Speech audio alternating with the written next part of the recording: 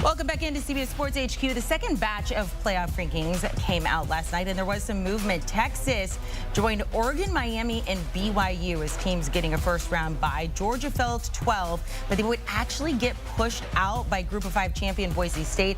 Ole Miss jumped into the bracket for the first time. In Indiana, finally getting some respect, jumping up to number 5. Those are the teams in the bracket, so let's take a look at the teams on the outside of the bracket. And we are going to focus on, yes, Georgia's there.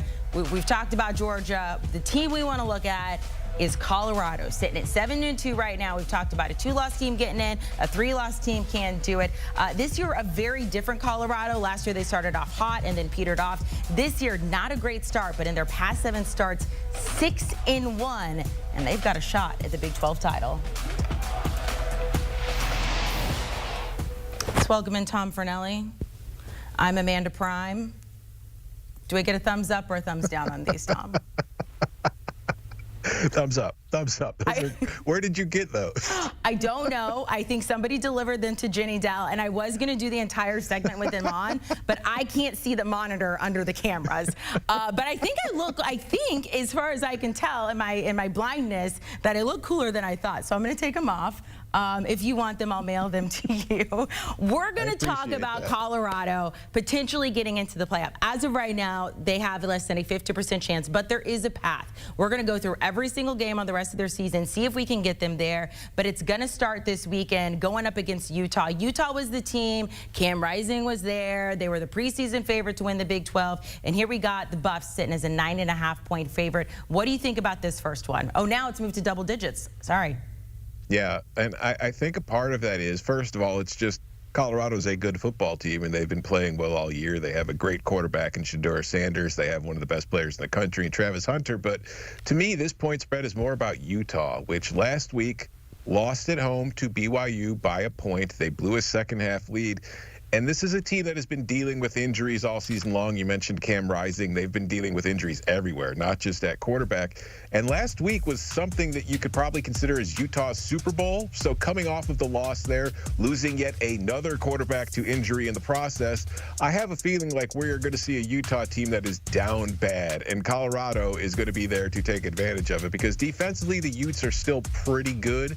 But offensively, they have been a mess. And I just do not see a way for the Utes to compete with Colorado as far as keeping up on the scoreboard. So it's the Big 12 and anything is possible. But when you look at this conference, nearly every game always has a 3-point spread. So when you see Colorado's favored by double digits against somebody, that should be a pretty big red flag waving in your face that, something's going on here. I think the Buffs are going to win this game big and keep their playoff hopes and Big 12 hopes alive. All right, so we get a W there. Let's go to Week 13, go up against Kansas. And you and I were talking beforehand because I don't always get to watch college football on Saturdays. I am working. But they haven't been great, but they can definitely play spoiler, and so many of their games have actually been really close. Yeah, Kansas is a strange team in that because they came into the season and they were one of preseason Big 12 Cinderella darlings. They had a lot of hype coming into the year. They began the season ranked, and then they just lost games. But as you said, they weren't getting blown out by anybody. They were hanging tough. They were losing close games. They were losing a lot of coin flips, and it's kind of sunk their season. But in the last 3 weeks, Jalen Daniels, who was banged up most of last season and still looked a little less than 100% to start this season, is finally looking like himself. He's finally starting to look like the quarterback we thought Kansas was going to have all year. And surprise, surprise, Kansas is probably playing the best football of its season the last few weeks. And you look at them this week, they're on the road to face BYU, the 9-0 undefeated team currently in the top 10 of the college football playoff rankings. And Kansas is only a 3-point underdog in that game. That's how good the team is regardless of its record. So Kansas is a live dog against BYU this week. And when they face the Buffs, I think that's going to be one of the bigger tests left on Colorado's schedule. That is not going to be an easy team to get by. You can't just look at their record and think Colorado's going to blow the doors off them. They're not. They are a team that can move the ball. ball. They get big plays on offense, and they can put points on the board. And we have seen Colorado's defense is one of the more underappreciated stories in the nation this season because they have made significant strides forward to improve after being pretty awful last season. But they are still capable of giving up big plays, and Kansas can't exploit it. So I think Colorado would beat Kansas, but I think it'd be a pretty close and tough game. Okay, so out of the remaining games, it looks like Kansas is going to be the biggest question mark so far for the Colorado fans watching this, wanting to know if they can make it to the playoff. Because this next game, you get Oklahoma State, and you put Mike Gundy's hair. I wanted to know the hair length. You're putting it at a 6.5 of IDGAF. That's as far as I'm going to go. And that is apparently an accurate representation of the entire football team and how much they care right now. Yeah, Oklahoma State looks like a dead team walking. Like, they had high expectations coming into the year, but there was very bad vibes surrounding the program if we think going back to the preseason with Ollie Gordon getting that DUI arrest and the way that Mike Gundy handled it. It was just, they've come into the year and they have failed to meet any kind of expectation. And you look at them in recent weeks and they just don't look like a team that has much left to play for, nor much of a desire to play. So you get to that final weekend of the season, Oklahoma State probably won't have a bowl game to play for. It's not a rivalry game, you know, because Oklahoma has left and gone to the SEC, so you lose that. Meanwhile, Colorado will be a team coming into that game that knows, hey, we need to win to get to the Big 12 title game, because if we get there and we win it, we're going to the college football playoff. So you just look at the likely motivation for both of those teams going into that game, and it's hard not to think Colorado's going to win that one by a lot. So I'd like the Buffs a lot in that game. And here's the good thing about Colorado. There is a little bit of cushion right now because they do have a better in-conference record than the couple teams behind them, which is Arizona State and Iowa State. Overall, same record. But again, Colorado, a better in-conference record. So even if they did fall to Kansas, maybe they end up in the Big 12 title game. They're going to be going up against, if it stays the same, an undefeated BYU team. Let's just say they stay undefeated. They go up against BYU, Big 12 title game at Jerry World. What do you see unfolding? A very good, entertaining, and fun football game to watch, but also a game that I think Colorado has to win, because when you go through the permutations here, if BYU finishes the regular season undefeated, goes to the Big 12 championship and loses, and it's sitting there at 12-1 with its only loss to a conference champion and wins over SMU early in the season, I think BYU would still have an at-large case, and I think that they'd be very likely to get an at-large spot.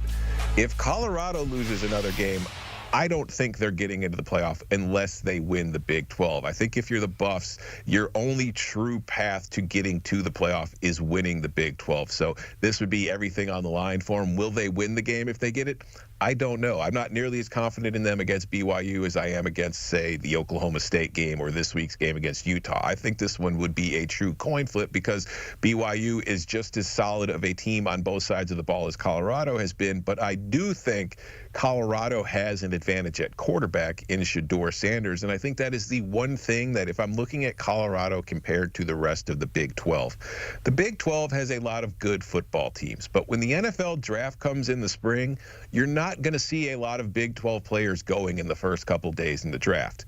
Meanwhile, Colorado has two players on its offense who might be going on the first night of the draft in the first round. In fact, they might both be going in the top 10. So I think that talent advantage is something that the Buffs just have that the rest of the league doesn't. So while I don't think they'd be a heavy favorite or a clear favorite against BYU, I do think that would give them the edge, and I would take the Buffs over the Cougs and get to the playoff. And who would have thought we'd be saying that about Colorado this time a year ago? Hey, there's a lot of things we didn't think we'd be saying right now, Tom Fornelli. I'm grateful you got the flannel back on because that was irritating for a while. So what, like a 60% chance? What would you put them at? I would say it's college football. Anything is possible, particularly in the Big 12. But if I'm picking between BYU or Colorado to win the league right now, I'm taking Colorado. Okay. I just think that if they get to that head-to-head matchup, Colorado's going to prove to be the better football team. Coach Prime agrees. Really quickly while we have you, I apologize for that. Let's talk about Travis Hunter. He's now the Heisman favorite to win. I will say, look, I have San Jose State and Boise State this weekend. Ashton Genty, this feels kind of like his last push to really put his name out there to win that Heisman. If he can't do that, if something else happens, what do you think about Travis Hunter's chance to win the Heisman? Oh, I think Travis Hunter has a great chance to win the Heisman because when you look at the award at its core, it is meant to go to the best player in college football. And it's hard to argue that Travis Hunter isn't the best player in college football because while he doesn't have the superlative stats that an Ashton Jeanty has with his rushing total, Travis Hunter is one of the best wide receivers in the country, and he's one of the best defensive backs in the country. That's very hard to do. So I think talent-wise, he's spectacular. And if you look at the situation with how these votes go, we just talked about Colorado's ability to win the Big 12 and get to the playoff.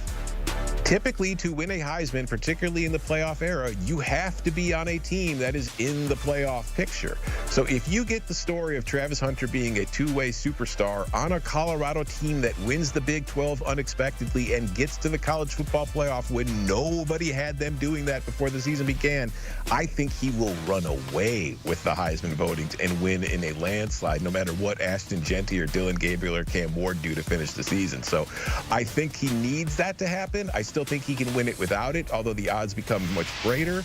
But again, if Colorado wins the Big 12, Travis Hunter's winning the Heisman Trophy. I have no doubt in my mind about it. Oregon would have something to say about that. They're undefeated right now, looking to go undefeated. Ashton Jeanty, that whole Boise State team, has put together a very good campaign, but you make a lot of great arguments. Tom Fornelli, part of the Cover 3 podcast. I want to say latest episode, which was last night, but they already have a new episode today going over what you can expect this weekend, giving you a Big Ten breakdown, a Penn State going up against Purdue. Can Purdue play spoiler makers? But also Tom and Chip breaking down the latest college football playoff rankings. Make sure to download and follow.